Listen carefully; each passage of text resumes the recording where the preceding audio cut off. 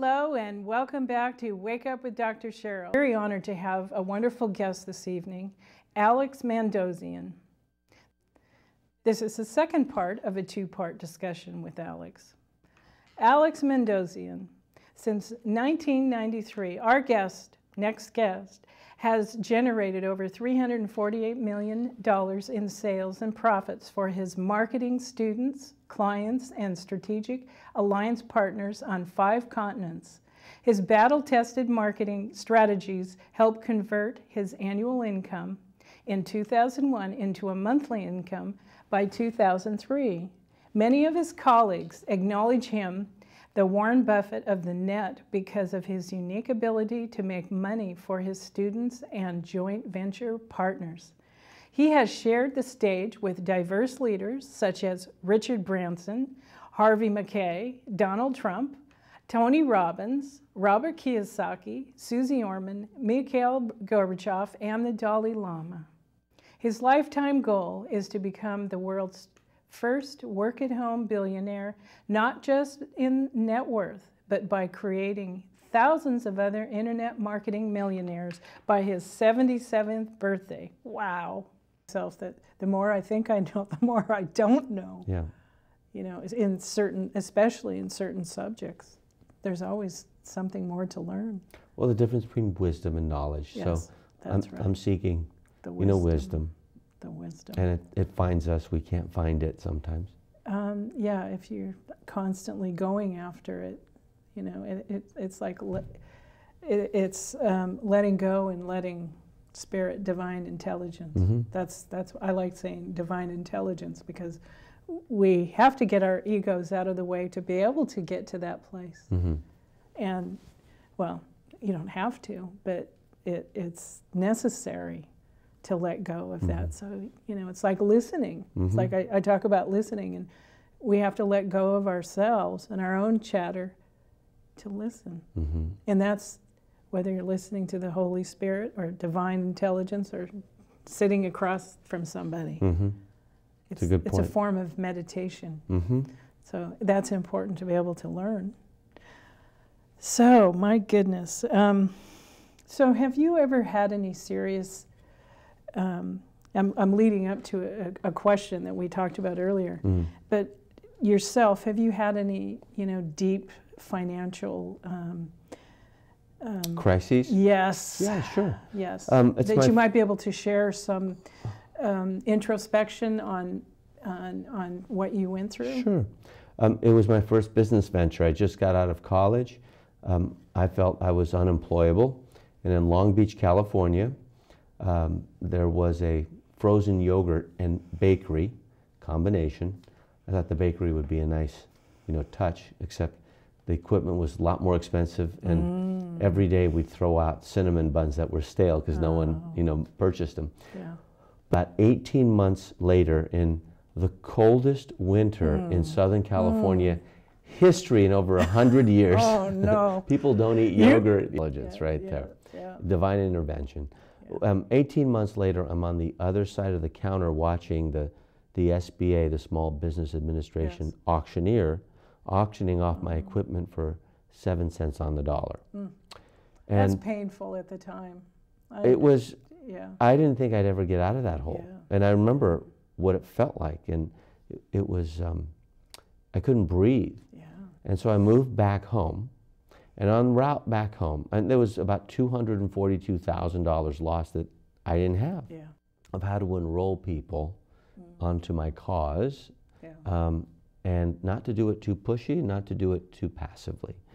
And I did that by going to MacArthur Park. There was a bench there. And so this is like on the way home, the impetus of the start of your purpose and passion. In the middle of a disaster. Yeah. In the middle of one. I love this. Not even after. I mean, I love to say, hey, my ride home, I saw the vision, but it would take 3.5 more years before I got out of that hole. No, that's great. So there I am. I'm on the park bench, if you can picture it, and there are pigeons all over the place.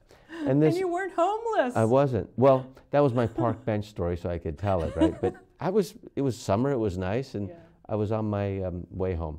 So I had a Volkswagen Jetta, I parked it, and I watched this woman. She was a little heavy set. She would put coin in the birdseed machine, and then she would walk towards the pigeons trying to feed them. Now, she was just trying to get near them. Now, every time she got closer and closer, they'd kind of bob their heads, you know, and walk away. And then when she turned around, they would see her turning around. She still had the birdseed in her hand, and they would walk towards her. Now, they did this dance where they were going back and forth until the distance got less, and less. She had trouble getting on one knee, but she genuflected, right, on one knee. She put her hand down, and this pigeon came with his beak and just like pecked away at the seed, and then a miracle happened. All the other pigeons, like after that first one, everyone went. This is a wonderful metaphor. It is. And so what I learned is you have to do a dance with your tribe. You have to do a dance with those whom you want to dance with. And it takes time. And there's a rapport. If you push too hard, they move away. If you don't push enough, they don't come towards you.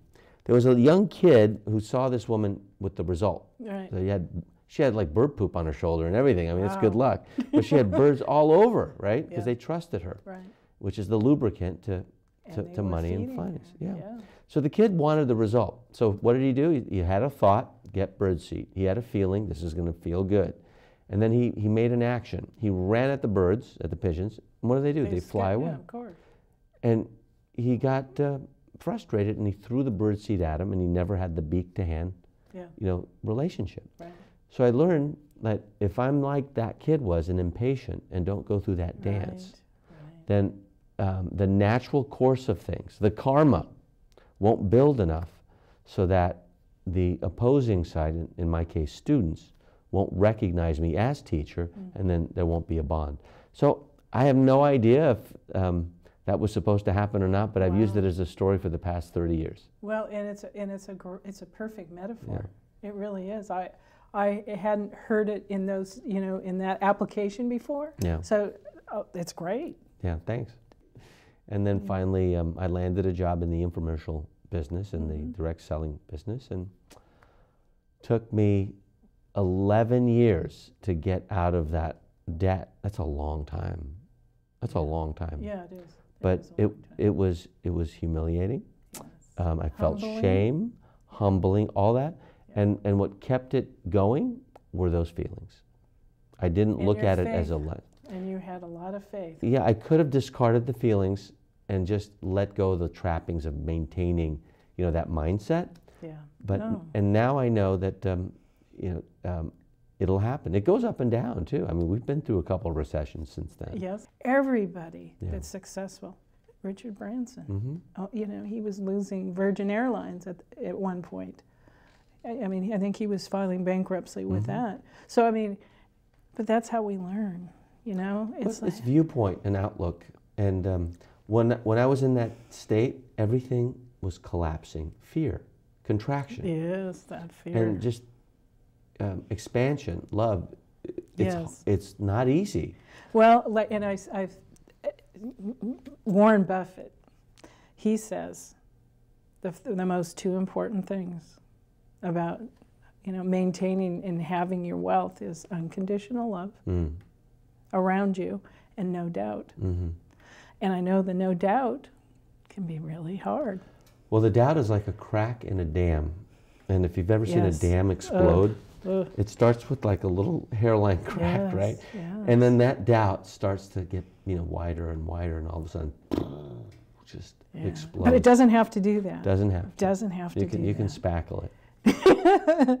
Or cement it or whatever, just to, because we all have fear. Everybody has fear, and I'm sure Warren Buffett did at some point.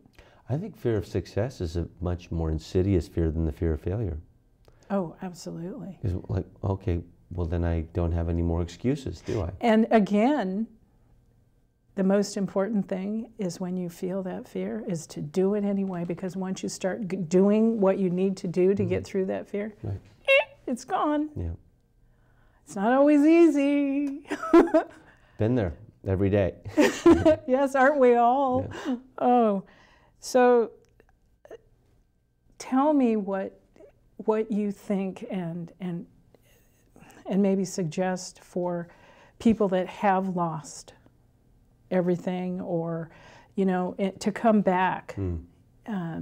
Maybe I'm not wording this exactly the right way, but just, you know, like if they've lost everything and they're down and they're, and well, they had something to begin with, yes, right? absolutely. And they lost it, and there's a stumbling block of going back up. Yes. So tell me, how can you get through that? You know, in your experience and wisdom, how can you get through that? It is, I think, more debilitating than not ever having it, because there's... You don't know any different if you didn't have it. I mean, the downward spiral has so much around it, because you have friends that you're not hanging out with anymore, and there's outside pressure, and for the most... bill collectors. Yeah, humiliation, shame, and guilt, all that. Yeah. So I'm not a psychologist. I'm not going to focus on the mindset, but I will tell you this. What happened with me, and it's happened to me twice, is I read biographies of very successful men and women and noticed that every single one of them had the same pattern. And I would get to that inflection point in their lives where it looked like there was no tomorrow, that's it, game over, thanks for playing, case closed, and bam, they made it through. And so those are these inflection points that just spring up, and what happens? You have this momentum, like on the swing, you know, just coming up. And so as a result, I just gathered all of those, you know, triggers or inflection points, like what happened at that point. And the pattern is, it looked like it was over. There was no hope. And something happened, and everything changed. So what's that something? Well, hope was never lost. Now there's a big difference in my vocabulary between hope and confidence. Now, you can lose your confidence all day. It's easy. Yeah. Confidence is knowing how to get from point A to point B. That's confidence in my world. Right, okay. But hope is simply knowing that there is a point B. Yeah, if you know, see, I guess I always have hope, no matter what. Yeah. So, but I know people that don't, I guess they don't have enough. They can't come back. If you lose hope, yeah, if you lost lose, it all. Absolutely. Because absolutely. then there is no point B, you see? So you can lose confidence all you want, but as long as you have hope. And if you look at the greatest spiritual traditions, what do they sell? They sell hope. And faith. Yeah. Faith, yeah. And to me, I use the word faith because I guess probably because my fundamental divine intelligence, or my divine connection is so strong that it's like I would never give up hope because I've worked so hard on that. But faith, right? It's having that faith, and then having enough faith, that blind faith almost, to take that step to get to the next step of hope. And another thing is go on a criticism, condemnation, and complaining diet. Dale Carnegie came up, never criticize, condemn, or complain. Yeah. And I went through the Dale Carnegie courses. I was an instructor. And that's the only negative he has in all his principles, like don't criticize, don't condemn, don't complain. Now, try to do it for a week. And first of all, it's hard. And yeah, it is, and it takes discipline. And I've talked about that almost in every one of my shows. And it all starts with yourself, not criticizing yourself. Because I know, if anything, I'm hardest on myself. And then, you know, but it's like, no, stop. Because I'm doing the best I can for the moment. But see, it's like being in the now moment, staying in the now, and it's not always easy to do for a lot of people. It's not easy. So when you're in that moment, you can stay in that place. One moment, yes, I got through this, I can take the next one. Exactly. I got through that one, I can take the next one. I mean, that's a life cycle. It's a good mindset. Well, you know, it's the only one, really. I mean, if you want to be free and happy, don't you think? It's a good point. Yeah, I do. I mean, I think we all want to be free. It all starts up here and here. So, and money's part of that. Well, the interesting thing is we teach the process of manifestation, and it's thoughts, feelings, actions, and results, right? Yeah, so absolutely. So thoughts are the head, feelings are the heart, hands are the actions, and then the results are what you get. Right, the manifestation. The manifestation. Yes.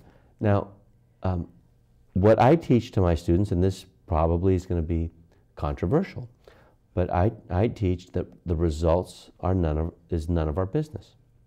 It's letting go, right? Yeah, the totally results. Letting go. First of all, not being attached. We can influence the results, but we can't control. Yeah. So the reason why people stop what they do is because they're results focused. I teach people to become action focused. You want to create wealth, focus on the thoughts, feelings, and actions. That's 75% of the process of manifestation. And then the effect or the result, if you have the right recipe, you're going to get the same cake every time. So you just have to model, and the success in front of you, whatever success you're following, leaves clues. And so modeling, being an apprentice, Warren Buffett talks about this a lot. Yes. You got to be an apprentice. Yes. Work for free, but Absolutely. find a big wing. Yes. Ross Perot used to talk about that. Yeah. You know? Ross Perot said, the secret to my success is ready, aim, fire, fire, fire, fire, fire, fire, fire, and keep firing, but you got to be aiming properly. Whereas some people say ready, fire, aim. Oh. Right? Oh, so they're moving. Yeah. Yeah. So I'm more of Ross Perot mindset, but apprenticeship is critical because you can learn by not doing the wrong thing. And the only thing worse than going in the wrong direction is going in the wrong direction enthusiastically. Oh, wow. Yeah, that's true. Yeah. I have. And you and I are enthusiastic, so Yes. I'm sure we've gone the wrong way, and then we got to circle back even more. I have, yes. I have a couple, yes, I have a few times in my life. It's good. I have more than a few. Yeah, and I'm learning, definitely. And so it's like you have to sit and look at it. Mm-hmm. You have to look at what the next, like, there's always something new coming about, opportunity. Challenge is opportunity. But, you know, there's always something, an opportunity that comes, and is that the one I really want to go for? Or... You know, it's an interesting point because my biggest headaches today were my best ideas of yesterday. It's like the bright, shiny object always gets in the way of massaging, grooming, shaping an idea that, you know, can really come to fruition. So committing to too many things, and Buffett's really good at this too, is saying no, no, no, no. Jim Collins says have a don't-do list. It's much more important than a to-do list. Bill Gates said in the very beginning at Microsoft, I used to put in 1,000 inputs and I got 1 output. Yeah. He said, my final days at Microsoft, I used to put in 1 input and got 1 million, million outputs. Yes. So you got to wait for momentum, the big mo. Yes. Well, after a while, if it's a habit, it becomes easier. Yes. And like daily spiritual practice, the way I started to meditate, because initially it's hard. I mean, the mind wanders. Yeah. I mean, I couldn't even do 11 breaths, you know. My mind would wander. Yeah. But each week I would add a minute. So I'd start with 15, and I'd go to 16, then 17, and then at the end of a year, you know, it was over an hour. So if you do it gradually... Yes, like everything. Everything. You take time to do it. It's a slow process. Right. I've been doing the Deepak Chopra meditation now. He does 21 days. I've been doing it now for a year and a half. Wow. He does it quarterly. And I love it because thousands of people are doing it at the same time. I mean, you listen to it. Like I do it every first thing when I get after my prayer, my meditation, I use that. And I do that in the morning. And it just adds to my bucket of spirituality and faith factor. But it's 15 minutes with him, and then I do my hour. But it's like, you know, and in fact, Oprah was involved in it this time. She did the little prelude to it, and then Deepak was doing the actual meditation. So it's important to have those mantras. Well, I think most North Americans get up too fast. They have this alarm that is just obnoxious. Everything's too fast. Too fast. Are you kidding? I mean, waking up slower, you can get grounded for your day. I mean, our community, and I'm saying our United States American people, are in crisis right now because everything happens way too fast. Mm-hmm. Everything happens too fast. We're going way too fast. And it's like, we have, you know, this is why I'm talking about this on my show, Mm-hmm. because we need to slow down. We need to look and take care of ourselves first, Mm-hmm. and listen to the Deepak Chopra and the Dalai Lama and whomever, your minister, whomever, it doesn't Mm-hmm. matter, Mm-hmm. but just get that inner peace and that inner soul peace going first. Mm-hmm. So what's the conversation that you have with your joint ventures and your students and everything about the connection with spirit and wealth and money? It comes down to leadership, and there are 3 responsibilities of a leader, and the type of leader that we engage or like to be engaged with are leaders from behind. Servant leaders, Robert Greenleaf talked Mm-hmm. about. They engage and they enroll. They don't command and control, which is an Yes. older type of leader. Yes. And It doesn't work, by the way. it doesn't, today. it's not Today. sustainable. No. It's not sustainable. Exactly. And it utilizes intimidation and fear, and doesn't have a legacy. So there are 3 responsibilities. And the first responsibility I learned from Max Dupree, who's former CEO of Herman Miller company. And he said, you got to define reality. So defining reality, when we have exchange with our joint venture partners or strategic alliance partners, we're defining reality for what it is. Okay, here's what we're good at, here's what you're good at, and where's the fair exchange? Not just diving right into it, quickly and then having a bag. So you have a discussion Mm-hmm. of your points of views before you even engage. Yeah, we do, and we define the reality of the roles and responsibilities, because we're not going to be having the same strengths in the same area. Right. So the second area of leadership or responsibility of a leader is something I learned from Dan Sullivan of a Strategic Coach. And he said, and I've always thought, it's important to protect confidence. So protecting your own confidence, don't criticize, condemn, or complain, Dale Carnegie. That's what we do, is define reality, number 1, protect confidence, number 2. Mm-hmm. And then the third thing is something that the Dalai Lama talks about. There's 3 words in this word, and that's communicate with compassion. Yep. I spoke on the same stage, not at the same time, Mm-hmm. but at the same stage as the Dalai Lama in Calgary one year. And if you look at the word compassion, there's 3 words. There's first the word compass. That's for direction, Right. leadership. Then inside the word is also passion, fire. Mm-hmm. And then the final word, which I noticed later on when I was teaching this, is the word ion. And an ion is very decisive. It's negative or it's positive, right? There is no in between, right? Right.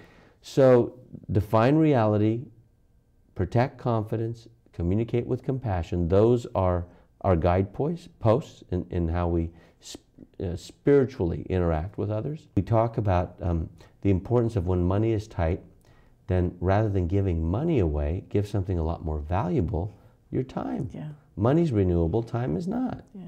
Now, if you question that, imagine you had, a day to live. And if you had a day to live, then you would be putting the principle of priority into use.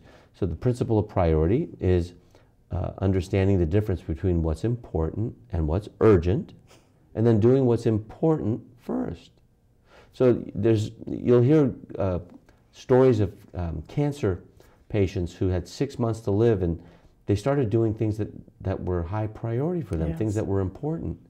And We then need to live every day like that. every day, and then the cancer within 3 months goes into remission. Yes. Yes. So Yeah. that spirituality for me is the alignment. It's nothing woo-woo. No, It's no, getting I agree. aligned Yeah. With your purpose. Your higher self. I mean, that's what it is. Most people don't know their purpose, so how can they attain Yes, it? but being in alignment with your higher self, Yeah. I mean, that really is number 1. Well, it makes life a lot easier because the wind's to your back. And people always ask me, like, how do I find what I want? I don't know what I want. The easiest way is knowing what you don't want. Yeah, exactly. And then finding the opposite. Right. You know, this has been wonderful, and I know we could still go. Is there anything else that you'd like to share before we finish this? Just the only thing about money and spirituality is the protecting yourself from self-doubt. Doubt is the crack in the dam. So tell me what you do. What do you say to yourself to protect yourself from self-doubt? When I'm doubting myself, the first thing I do is I talk to someone, because the lubricant of self-doubt is isolation. Yes, absolutely. And so I get out of isolation, and then I talk about it. Oh. And I say that I'm doubting myself about such and such, and then I usually take a battering, like, don't be silly, come on. But see, what happens is awareness is the first step to healing. Absolutely. So that's what I do, and it seems to work. And then if I resist, then I know that I'm doubting that the self-doubt's going to go away. So then I find two people. Yeah, that's great. I mean, I'm really happy that you shared that with us. I'm glad because that is, you know, I just want to get to the roots and how to help people through these processes, because everybody, you know, goes through this in some level or another. So thank you so much for being here, and this has been great. You're a great host. Oh, thank you. Thank you. And hopefully maybe you can come back when I live close by. I know you do. So thank you so much. You're welcome. I'll leave you with this. Never give up on your pursuit of your purpose and passion, and even if you don't know what that is, work with integrity and have a positive attitude wherever you work, and especially with your family and friends. Be grateful for what you have, who you are, and be grateful for your freedom, and eat healthy. Good nutrition feeds the mind and your body temple, and don't forget to feed your spirituality with meditation and prayer. With unconditional love, and firstly, love yourself unconditionally, and share your abundance and wealth with others. Thanks for watching, and please support Marin TV that brings you these messages. Bye for now. Until the next time.